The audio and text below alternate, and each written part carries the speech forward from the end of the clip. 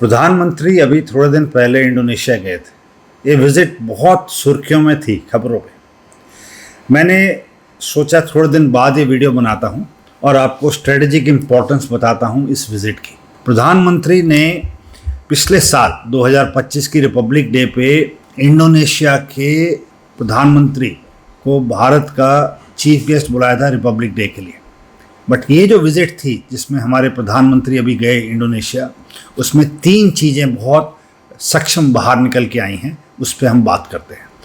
ये जो विज़िट थी इसमें भारत ने अपना डिफेंस इक्विपमेंट, जो भारत की मिसाइल्स हैं वो, जिसमें भारत की अस्त्रा हो गई, ब्रह्मोस हो गई, उसकी पार्टनरशिप हो गई, भारत के जो LCA और ध्रुव हेलीकॉप्टर्स हैं वो, नेवी के offshore patrols, fast track aircrafts, advance radar systems, इन सब पे डिफेंस की चीज़ों पे बात हुई। यही नहीं, इसके साथ भारत ने इंडोनेशिया के साथ आर्टिफिशियल इंटेलिजेंस पे बात की।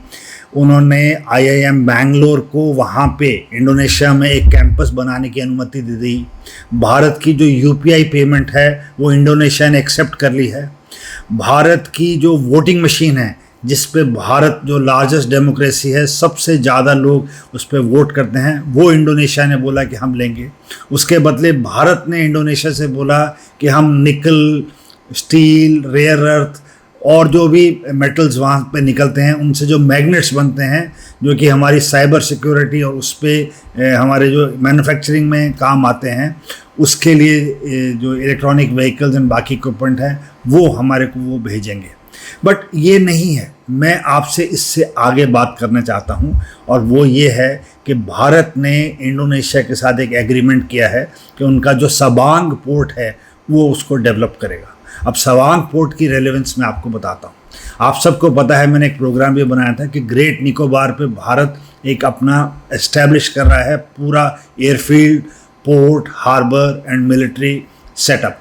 उससे सिर्फ 160 किलोमीटर दूर एचे एक आइलैंड चेन है। Indonesia by the way 1700 islands का एक कंट्री है, 1700 प्लस आइलैंड्स हैं वहाँ पे, और भारत की करीब 2000 से 2500 साल पुरानी इंडोनेशिया के साथ हिस्टोरिकल संबंध है। भारत के जो राजा थे, चाहे वो चोलास हों, चाहे वो कालिंगा हो, उनके टाइम पे स्पाइसेस, टेक्सटाइल्स और कल्चर सब एक्सचेंज होता था। ये जो सबांग पोर्ट है वो नॉर्दर्न मोस्ट टिप है एचे का और इन दोनों के बीच की।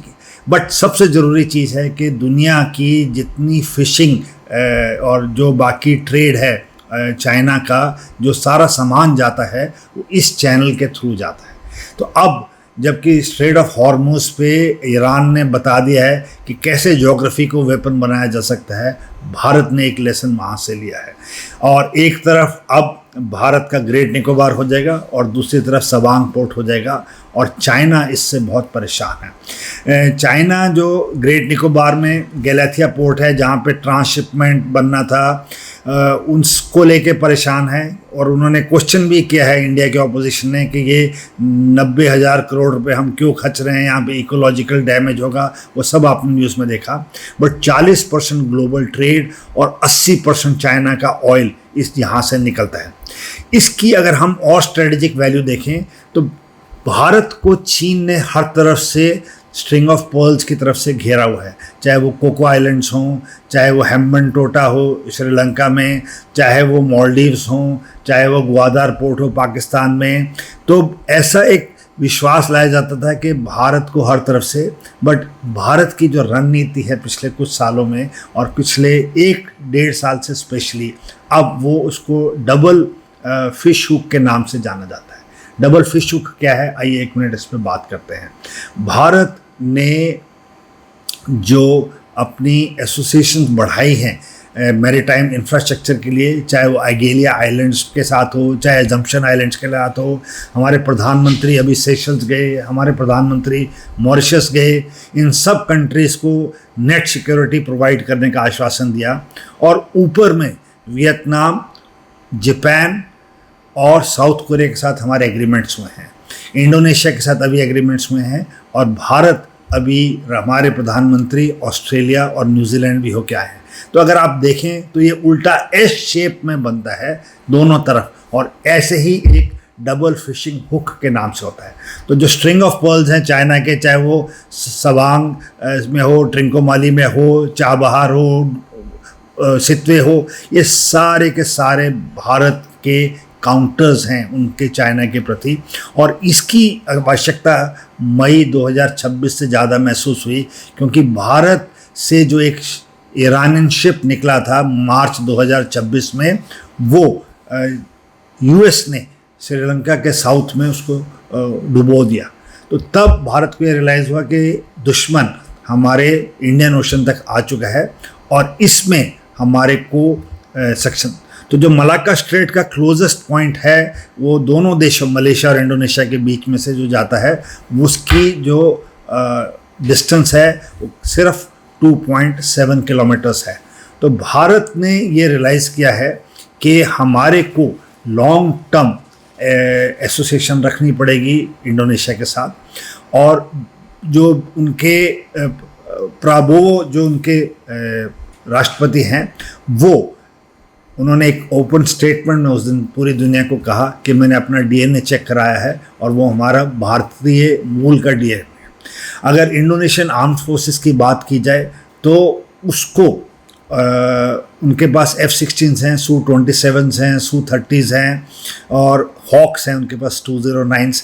बट इंडोनेशिया रफ़ेल ख़रीद रहा है, उन्होंने 42 ऑर्डर किए हैं और जनवरी 2026 में उनके फर्स्ट रफ़ेल्स आ चुके हैं। और उन्होंने भारत से रिक्वेस्ट किया कि हमारे को, हमारी एयरफोर्स के लिए आप हमारे पायलट्स को और हमारे इंफ्रास्ट्रक्चर को आप हेल्प कीजिए ग्रो करने के लिए। और साथ ही में इंडोनेशियन एयरफोर्स कोरिया से KF-21s और टर्की से कान जहाज़ ले रहा है। और ये भारत को उन्होंने एक अपॉर्चुनिटी दी है कि हमारे साथ डिफेंस।